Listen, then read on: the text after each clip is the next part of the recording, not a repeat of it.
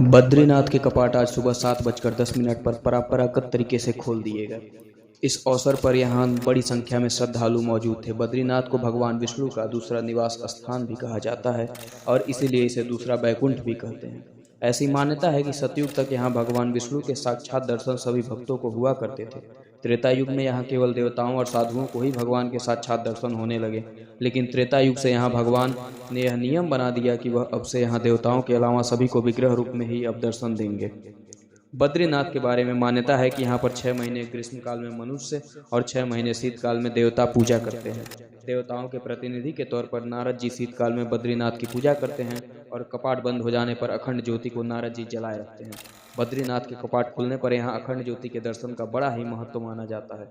श्रद्धालु अलौकिक ज्योति के दर्शन के लिए बड़ी ही श्रद्धा और विश्वास के साथ यहाँ आते हैं। ऐसी मान्यता है कि जो इस अखंड और अलौकिक ज्योति के दर्शन करता है वह पाप मुक्त होकर मोक्ष का भागी बन जाता है।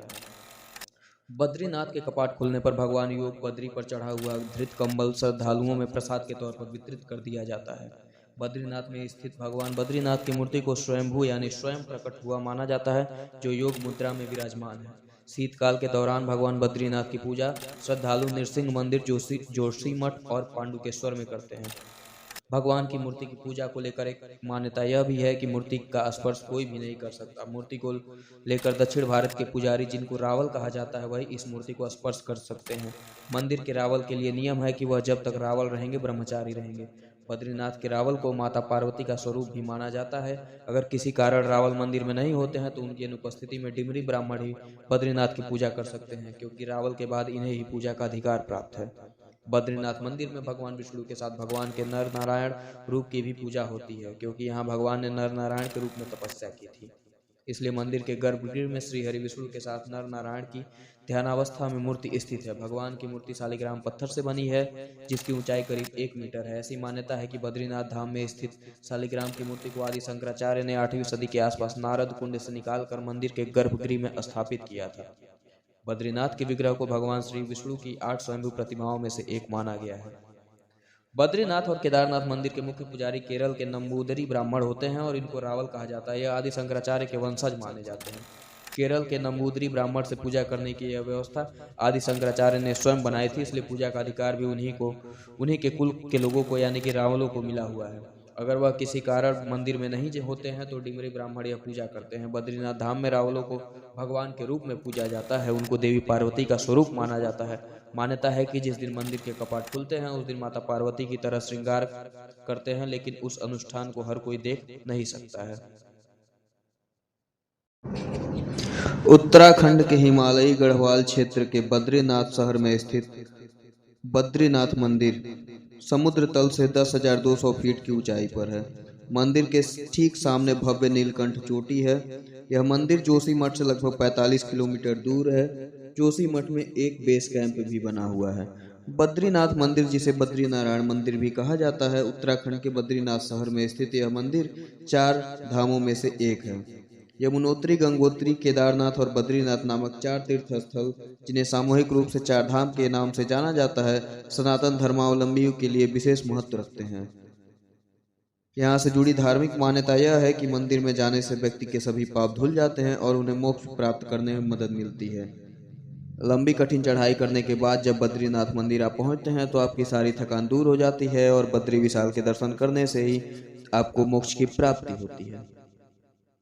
प्रणाम। 4 धाम की यात्रा में सबसे पहले आपने केदारनाथ के दर्शन कर लिए होंगे। अब बद्रीनाथ के कपाट भी आज खुल चुके हैं और आप बद्रीनाथ धाम के दर्शन करने के लिए लगे हुए हैं। अगर बद्रीनाथ धाम गए आप और दर्शन कर लिए, उसके बाद आपको और भी कई जगह हैं बद्रीनाथ धाम के आसपास जहां जरूर दर्शन करना चाहिए। आप यहां पर तप्त कुंड जा सकते हैं, ब्रह्म कपाल के दर्शन कर सकते हैं, नीलकंठ शिखर का दर्शन आपको जरूर करना चाहिए, माता मूर्ति मंदिर, चरण पादुका, शेष नेत्र, वसुंधरा वाटरफॉल आप यहाँ पर देख सकते हैं। ये सभी जगह एक दूसरे से कुछ ही किलोमीटर की दूरी पर स्थित है। बद्रीनाथ दर्शन करने के बाद आप इन लोकप्रिय जगहों पर घूमने की प्लानिंग जरूर करें और बद्रीनाथ दर्शन करके बद्री विशाल का आशीर्वाद प्राप्त करें। बार कमेंट बॉक्स में जय श्री केदार लिख करके चैनल को सब्सक्राइब कर लीजिए। बाबा बद्री विशाल के कपाट को आज सुबह 7:10 पर परंपरागत तरीके से खोल दिया गया। इस अवसर पर बड़ी संख्या में श्रद्धालु मौजूद थे। बद्रीनाथ को भगवान विष्णु का दूसरा निवास स्थान भी कहा जाता है, इसलिए दूसरा बैकुंठ भी इसे कहा जाता है। ऐसी मान्यता है कि सतयुग तक यहाँ भगवान विष्णु के साक्षात दर्शन सभी भक्तों को हुआ करते थे। त्रेता युग में यहाँ केवल देवताओं और साधुओं को ही भगवान के साक्षात दर्शन होते थे, लेकिन त्रेता युग से यहाँ भगवान ने यह नियम बना दिया कि वह अब से यहाँ देवताओं के अलावा सभी को विग्रह रूप में ही उनके दर्शन होंगे। बद्रीनाथ के बारे में यह भी मान्यता है कि 6 महीने ग्रीष्म काल में मनुष्य और 6 महीने शीतकाल में देवता पूजा करते हैं। देवताओं के प्रतिनिधि के तौर पर नारद जी शीतकाल में बद्रीनाथ की पूजा करते हैं और कपाट बंद हो जाने पर अखंड ज्योति को नारद जी जलाए रखते हैं। बद्रीनाथ के कपाट खुलने पर यहाँ अखंड ज्योति के दर्शन का बड़ा ही महत्व है। श्रद्धालु अलौकिक ज्योति के दर्शन के लिए बड़ी श्रद्धा और विश्वास के साथ यहाँ आते हैं। ऐसी मान्यता है कि जो इस अखंड और अलौकिक ज्योति के दर्शन करता है वह पाप मुक्त होकर मोक्ष का भागी बन जाता है। बद्रीनाथ जाने के लिए सबसे पहले आपको उत्तराखंड टूरिज्म की वेबसाइट पर जाकर के रजिस्ट्रेशन कराना होगा। रजिस्ट्रेशन कराने के बाद आपको बद्रीनाथ जाने के लिए सबसे उसका निकटतम रेलवे स्टेशन ऋषिकेश है। आप ऋषिकेश के लिए ट्रेन पकड़ सकते हैं।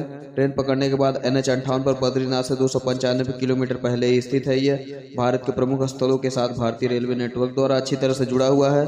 ऋषिकेश के लिए ट्रेनें अक्सर चलती रहती हैं और बद्रीनाथ ऋषिकेश के साथ मोटर योग्य सड़कों से अच्छी तरह से जुड़ा हुआ है। ऋषिकेश, श्रीनगर, रुद्रप्रयाग, चमोली, जोशीमठ और कई अन्य गंतव्यों से बद्रीनाथ के लिए टैक्सी और बसें उपलब्ध है।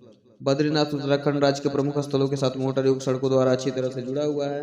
आप कश्मीर गेट से हरिद्वार, ऋषिकेश और श्रीनगर के लिए बसें उपलब्ध होती हैं। उत्तराखंड राज्य के प्रमुख स्थल जैसे देहरादून, हरिद्वार, ऋषिकेश, पौड़ी, रुद्रप्रयाग, कर्णप्रयाग, श्रीनगर, चमोली आदि से बद्रीनाथ के लिए बस और टैक्सी ले सकते हैं।